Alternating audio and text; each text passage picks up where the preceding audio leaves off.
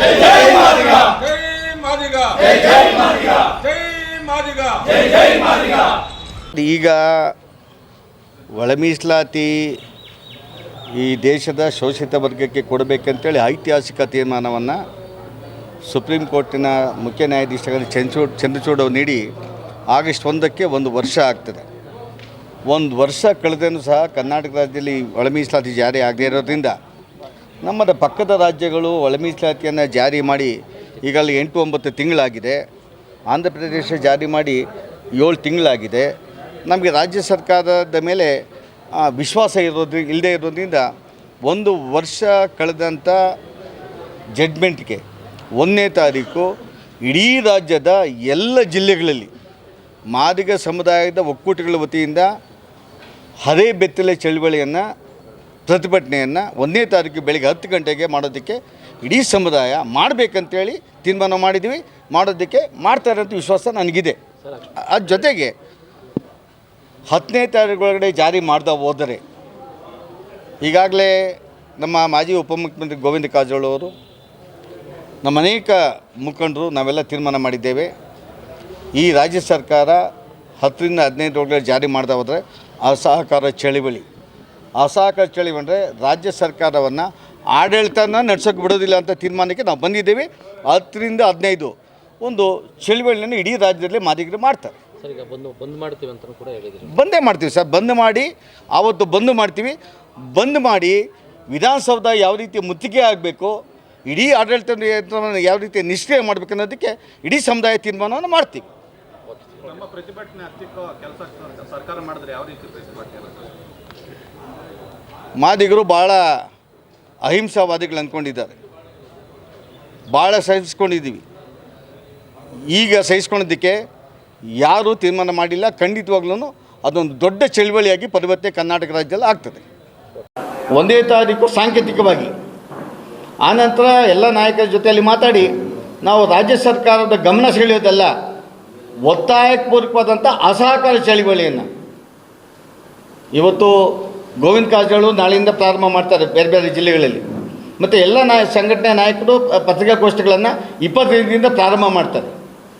ನಾವು ಒಂದು ಪತ್ರಿಕಾಗೋಷ್ಠಿ 1ನೇ ತಾರೀಕಿನ ನಂತರ ಉಗ್ರ ಚಳವಳಿಯನ್ನು ಯಾವ ರೀತಿ ಮಾಡ್ಬೋದು ಅಂತ ತೀರ್ಮಾನವನ್ನು ಮಾಡ್ತೇವೆ. ಮತ್ತು ರಾಜ್ಯ ಸರ್ಕಾರವನ್ನು ಆಡಳಿತ ಯಂತ್ರವನ್ನು ನಿಷ್ಕ್ರಿಯಗೊಳಿಸೋದಕ್ಕೆ 10ರಿಂದ 15ಕ್ಕೆ ಸ್ಪಷ್ಟ ಸಂದೇಶವನ್ನು ಸರ್ಕಾರಕ್ಕೆ ಕೊಡ್ತೇವೆ.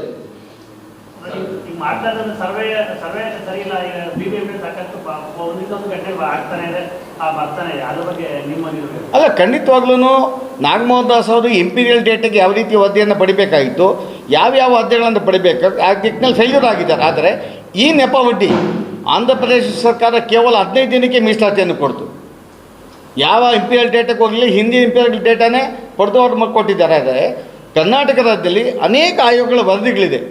ಆದರೆ ಸದಾಶಿವ ಆಯೋಗ ಸ್ಪಷ್ಟವಾದಂಥ ಸಂದೇಶವನ್ನು ನೀಡಿತ್ತು. ಅವರು ಇಂಪೀರಿಯಲ್ ಡೇಟಾ ಜೊತೆಗೆ ಎಲ್ಲ ಜಿಲ್ಲಾಧಿಕಾರಿಗಳ ಕಚೇರಿ ಜೊತೆಯಲ್ಲಿ ಸಂಘಟನೆ ನಾಯಕರ ಜೊತೆಯಲ್ಲಿ ಚರ್ಚೆಗಳನ್ನು ಮಾಡಿ ಅವರು ಇಂಪೀರಿಯಲ್ ಡೇಟಾನ ಕೊಟ್ಟಿದ್ದರು.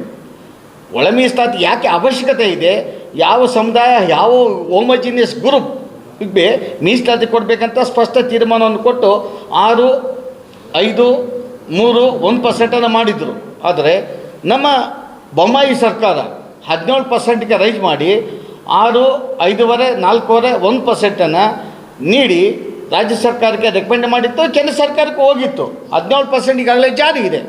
ಆದರೂ ನಮ್ಮ ಮುಖ್ಯಮಂತ್ರಿ ಸಿದ್ದರಾಮಯ್ಯನವರು ಅವ್ರಿಗೆ ಅರಿವಿದೆ, ಒಳ ಮೀಸಲಾತಿ ಕೊಡದ ಹೋದರೆ ಹಿಂದೆ ಇದೇ ಮಾದಿಗ ಸಮುದಾಯ ಕಾಂಗ್ರೆಸ್ಸನ್ನು ಸೋಲಿಸಿತ್ತು ಅಂತ.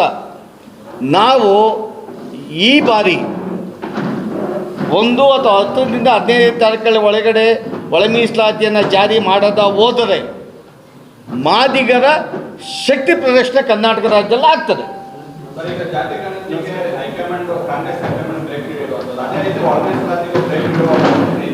ಏನು ಸರ್ ಮತ್ತೊಂದು ಸರ್? ಈಗ ಜಾತಿ ಜನಗಣತಿಗೆ ಕಾಂಗ್ರೆಸ್ ಹೈಕಮಾಂಡ್ ಬ್ರೇಕ್ ನೀಡಿರುವಂಥದ್ದು, ಅದೇ ರೀತಿ ಒಳ ಮೀಸಲಾತಿಗೆ ಏನಾದರೂ ಬ್ರೇಕ್ ನೀಡೋ ಮುನ್ಸೂಚನೆ ಇದೆಯಾ? ಅಲ್ಲ, ಖಂಡಿತವಾಗ್ಲೂ ಯಾವ ಕಾಂತರಾಜು ಅವರ ವರದಿಯಲ್ಲಿ ಜಾತಿ ಗಣತಿಯನ್ನು ಮಾಡಿದ್ರು, ಅವದೇ ಸರ್ಕಾರ ಮಾಡಿದ್ದು. ಯಾವುದೋ ಸರ್ಕಾರ ಮಾಡಿ ಒಂದು ವರದಿಯನ್ನು ತಿರಸ್ಕಾರ ಮಾಡೋದು ಒಂದು ಭಾಗ. ಯಾರೋ 1-2 ವರ್ಗಗಳು ಅಂಕಿಅಂಶಗಳ ಬಗ್ಗೆ ದೂಷಣೆ ಮಾಡಿ ಆ ಜಾತಿಗಳನ್ನ ಹಿಂಪಡಿತಾರೆ. 160 ಕೋಟಿ ಸಿದ್ದರಾಮಯ್ಯನವರ ಹಣ ಅಲ್ಲ, ಡಿ ಕೆ ಶಿವಕುಮಾರ್ ಅವರ ಹಣ ಅಲ್ಲ, ಯಾವ ಮಂತ್ರಿಯ ಶಾಸಕರ ಹಣ ಅಲ್ಲ. ಈ ರಾಜ್ಯದ ಜನತೆಯ ಟ್ಯಾಕ್ಸ್ ಅದನ್ನು ತಿರಸ್ಕಾರ ಮಾಡಿದ್ದನ್ನು ನೋಡಿದರೆ ಮತ್ತು ಜಡ್ಜ್ಮೆಂಟ್, ಸುಪ್ರೀಂ ಕೋರ್ಟ್ ಜಡ್ಜ್ಮೆಂಟ್ ಬಂದ ನಂತರನೂ ಸಹ ಈ ರಾಜ್ಯದ ಸಮಾಜ ಕಲ್ಯಾಣ ಮಂತ್ರಿಗಳು ಗೊಂದಲದ ಸ್ಟೇಟ್ಮೆಂಟನ್ನು ನೀಡಿದರು. ಸಿದ್ದರಾಮಯ್ಯನವರು ವಿಳಂಬ ನೀತಿಯನ್ನು ಅನುಸರಿಸ್ತಾ ಇರೋದು ಗೊತ್ತಾಗ್ತಾಯಿದೆ. ನಮಗೆ ಅನುಮಾನ ಇದೆ. ಆದರೆ ಈ ರೀತಿ ಗೊಂದಲವನ್ನು ಮತ್ತೆ ತೀರ್ಮಾನ ಕರ್ನಾಟಕ ರಾಜ್ಯದ ಮಾದಿಗರಿಗೆ ಆ ಸ್ಪಷ್ಟತೆಯನ್ನು ತೋರಿಸಿದ್ರೆ ಮಾದಿಗರು ಮುಂದಿನ ದಿನಗಳ 1ನೇ ತಾರೀಕಿನ ನಂತರ ಯಾವುದೇ ಮಾದಿಗ ಸಮುದಾಯದ ಸಾಮಾಜಿಕ ಕಳಕಳಿರ್ತಕ್ಕಂಥ ಮಾದಿಗರು ಮನೆಯಲ್ಲಿ ಕೊಡೋದಿಲ್ಲ, ಹೋರಾಟಕ್ಕೆ ಇಳಿತೀವಿ. ಸರ್, ಈ ಹಿಂದೆ ಸರ್ಕಾರಕ್ಕೆ ಭೇಟಿ ಮಾಡಿದಂಥ ಸಂದರ್ಭದಲ್ಲಿ ಎಷ್ಟು ದಿನದೊಳಗೆ ಮಾಡ್ತೀವಿ ಅಂತಕ್ಕಂಥದ್ದು ಏನಾದರೂ ಆಶ್ವಾಸನೆ ಕೊಟ್ಟಿದ್ರ? ಅಲ್ಲ ಸರ್, ನಮಗೆ ಬೆಳಗಾಮಲ್ಲಿ ಒಂದು ಕಾರ್ಯಕ್ರಮ ಮಾಡ್ಕೊಂಡಿದ್ದು ನಾವು. ರಾಜ್ಯ ಸರ್ಕಾರದ ಅನೇಕ ಮಂತ್ರಿಗಳು ಬೆಳಗಾವಿನ ವೇದಿಕೆಗೆ ಬಂದಿದ್ದರು. ಬೆಳಗಾವಿಗೆ ವೇದಿಕೆಯಲ್ಲಿ ಬಂದು ಆ ಸೆಷನ್ ನಡೆದಾಗ ಕೇವಲ 3 ತಿಂಗಳಲ್ಲಿ ಜಾರಿ ಮಾಡ್ತೀವಿ ಅಂತೇಳಿ ಇದೇ ಮಹದೇವಪ್ಪನವರು, ಇದೇ ಕೆ ಎಚ್ ಮುನಿಯಪ್ಪನವರು, ಅದೇ ತಿಮ್ಮಾಪುರವರು, ಅದೇ ಸತೀಶ್ ಅವರು ಎಲ್ಲರೂ ನಾವು 3 ತಿಂಗಳಲ್ಲಿ ಜಾರಿ ಮಾಡ್ತೀವಿ ಅಂತ ಹೋದವರು ಅವ್ರ ಮಾತಿಗೆ ತಕ್ಕಂತೆ ನಡ್ಕೊಳ್ಳಿಲ್ಲ, ಮಾತಿಗೆ ತಪ್ಪಿದ್ದಾರೆ. ಭರವಸೆ ಸರ್, 200 ಕೋಟಿ ಖರ್ಚು ಮಾಡಿ ಈಗ ಹೊಸ ಸರ್ವೆ ಸ್ಟಾರ್ಟ್ ಮಾಡಿದ್ದಾರೆ. ಎಷ್ಟು ಮಟ್ಟಿಗೆ ಸರ್ವೆ ಆಯಿತು? ಈಗ ಒಳ ಮೀಸಲಾತಿ ಈಗ ತರತರಿಯಲ್ಲಿ ಕೇಳ್ತಾ ಇದ್ದೀರಿ. ಈಗ ಸರ್ವೆನೇ ಸ್ಪಷ್ಟವಾಗಿ ಆಗಿಲ್ಲ ಅನ್ನೋವಂಥದ್ದು, ನಗರದಲ್ಲಿ ಬೇಕಾದಷ್ಟು ಸ್ಟಿಕ್ಕರ್ ಮೆಚ್ಚಿ ಹೋಗಿರುವಂಥದ್ದು. 11 ಲಕ್ಷ ಸ್ಟಿಕ್ಕರ್ಸನ್ನು ತಿಪ್ಪೆಗೆ ಹಾಕಿದ್ದಾರೆ. ಅಂದರೆ ರಾಜ್ಯ ಸರ್ಕಾರಕ್ಕೆ ಬದ್ಧತೆ ಇಲ್ಲ. ನಾವು ನಾಗಮೋಹನ್ ದಾಸ್ ಅವರ ಜಸ್ಟಿಸ್ ನಾಗಮೋಹನ್ ದಾಸ್ ನೇಮಕ ಮಾಡಿದ್ದೀವಿ, ವರದಿ ಕೊಡಲಿ ನೋಡೋಣ. ಆದರೆ ಒಬ್ಬ ಈ ರಾಜ್ಯದ ಚೀಫ್ ಸೆಕ್ರೆಟರಿ ಅವರು ರಾಜ್ಯ ಸರ್ಕಾರ ಅಧಿಕಾರಿಗಳ ವರ್ಗಗಳಲ್ಲಿ ಯಾವ ವರ್ಗ ಮೀಸಲಾತಿಯನ್ನು ಪಡೆದಿದೆ 1976ರಿಂದ ಅಥವಾ ಸ್ವಾತಂತ್ರ್ಯ ಬಂದಾಗಲಿಲ್ಲ ಅಂತ ವರದಿಯನ್ನು ಕೊಡಲಿಕ್ಕೆ ಮೀನಮೇಷ ಎಣಿಸ್ತಾರೆ. ಕೇವಲ 60% ಕೊಟ್ಟಿಲ್ಲ. ಮತ್ತು ಸಹಕಾರಿ ಕ್ಷೇತ್ರದಲ್ಲಿದ್ದ ಉದ್ಯೋಗಗಳ ಮೀಸಲಾತಿಯಲ್ಲಿ ವರದಿಯನ್ನು ಕೊಟ್ಟಿಲ್ಲ. ಆಮೇಲೆ ನಗರದ ಆಡಳಿತ, ಸ್ಥಳೀಯ ಸಂಸ್ಥೆಗಳಿಂದ ವರದಿಯನ್ನು ಕೊಟ್ಟಿಲ್ಲ. ಇದನ್ನು ನಾವು ಅವಲೋಕನೆ ಮಾಡಿದಾಗ ರಾಜ್ಯ ಸರ್ಕಾರಕ್ಕೆ ಬದ್ಧತೆ ಇಲ್ಲ ಅಂತ. ಮತ್ತು ರಾಜಕೀಯ ಪಕ್ಷ ಚುನಾವಣೆಗಳಲ್ಲಿ, ಸ್ಥಳೀಯ ಸಂಸ್ಥೆಗಳ ಚುನಾವಣೆಗಳಲ್ಲಿ ಯಾವ ಸಮುದಾಯ, ಅದು ಗ್ರಾಮ ಪಂಚಾಯಿತಿ ಇರ್ಬೋದು, ತಾಲೂಕ್ ಪಂಚಾಯಿತಿ ಇರ್ಬೋದು, ಜಿಲ್ಲಾ ಪಂಚಾಯಿತಿ ಇರ್ಬೋದು, ಆ ಮೀಸಲಾತಿಗಳಲ್ಲಿ ಅಧಿಕಾರವನ್ನು ಯಾವ ಸಮುದಾಯ ಎಂಜಾಯ್ ಮಾಡಿದೆ ಅದ್ರ ಬಗ್ಗೆ ಇವತ್ತವರೆಗೂ ಎಲೆಕ್ಷನ್ ಕಮಿಷನ್ ರಿಪೋರ್ಟನ್ನು ಕೊಟ್ಟಿಲ್ಲ. ಸರ್, ಒಳ ಮೀಸಲಾತಿ ಜಾರಿಗೆ ತರುವಲ್ಲಿ SC ಕ್ಯಾಸ್ಟ್ನ ಉಪಜಾತಿಗಳ ಕೆಲ ನಾಯಕರು ಅಡ್ಡ ಮಾಡ್ತಾ ಇದ್ದಾರೆ ಅಂತ ಒಂದು ಆರೋಪ ಇದೆ. ಖಂಡಿತವಾಗ್ಲೂ ಆರೋಪ ಮಾಡಿದ್ದೆಲ್ಲ ಭಾಳ ಗೊಂದಲ ಆಯಿತು. ನಮ್ಮ ಮಾಧುಸ್ವಾಮಿಯವರ ವರದಿಯನ್ನು ಕೊಟ್ಟಾಗ ಅವತ್ತೊಂದು ಚರ್ಚೆ ಇತ್ತು. ಜಸ್ಟಿಸ್ ಸದಾಶಿವ ಅವರು ಬೋವಿ ಸಮುದಾಯವನ್ನು, ಲಮಾಣಿ ಸಮುದಾಯವನ್ನು, ಕೊರ್ಮ ಸಮುದಾಯವನ್ನು ಮೀಸಲಾತಿಯಿಂದ ತೆಗೀತಾರೆ ಅಂತೇಳಿ ತಪ್ಪು ಮಾಹಿತಿ ಮೇಲೆ ಇಡೀ ರಾಜ್ಯದಲ್ಲಿ ಗೊಂದಲವನ್ನು ಸೃಷ್ಟಿ ಮಾಡಿದ್ರು. ನಮ್ಮ ಯಡಿಯೂರಪ್ಪನ ಮನೆ ಮೇಲೆ ಕಲ್ಲನ್ನು ಎಸೆದ್ರು. ಬಟ್ ಆದರೆ ಈ ರಾಜ್ಯ ಸರ್ಕಾರ ಯಾವುದು 15 ವರ್ಷಗಳ ಹಿಂದೆ SC ಕಮಿಷನ್ ಕರ್ನಾಟಕ ರಾಜ್ಯಕ್ಕೆ ಒಂದು ನೋಟಿಸನ್ನು ಕಳಿಸ್ಕೊಟ್ಟಿತ್ತು. ಸುಪ್ರೀಂ ಕೋರ್ಟಲ್ಲಿ ಪ್ರಶ್ನೆ ಇದೆ, ಮಾಹಿತಿ ಕೇಳಿದ್ದಾರೆ. ಕರ್ನಾಟಕ ರಾಜ್ಯದಲ್ಲಿ ಬೋವಿ, ಲಂಬಾಣಿ ಮತ್ತು ಕೊರ್ಚ ಸಮುದಾಯನ ಮೀಸಲಾತಿಯಿಂದ ತೆಗಿತೀರಾ ಅಥವಾ ಕಂಟಿನ್ಯೂ ಮಾಡ್ತೀರಾ ಅಂತ ಈ ಬಗ್ಗೆ ಸ್ಪಷ್ಟತೆ ಕೊಡಿ ಅಂತ ಕೇಳಿದರು. ಆ ಕಡತವನ್ನು ಕಾಂಗ್ರೆಸ್ ಸರ್ಕಾರ ಇದ್ದಾಗ, ಸಮ್ಮಿಶ್ರ ಸರ್ಕಾರ ಇದ್ದಾಗ, BJP ಸರ್ಕಾರ ಇದ್ದಾಗ ಯಾರೂ SC ಕಮಿಷನ್ಗೆ ವರದಿಯನ್ನು ಕೊಟ್ಟಿರಲಿಲ್ಲ, ಒಪಿನಿಯನನ್ನು ಕೊಟ್ಟಿರಲಿಲ್ಲ.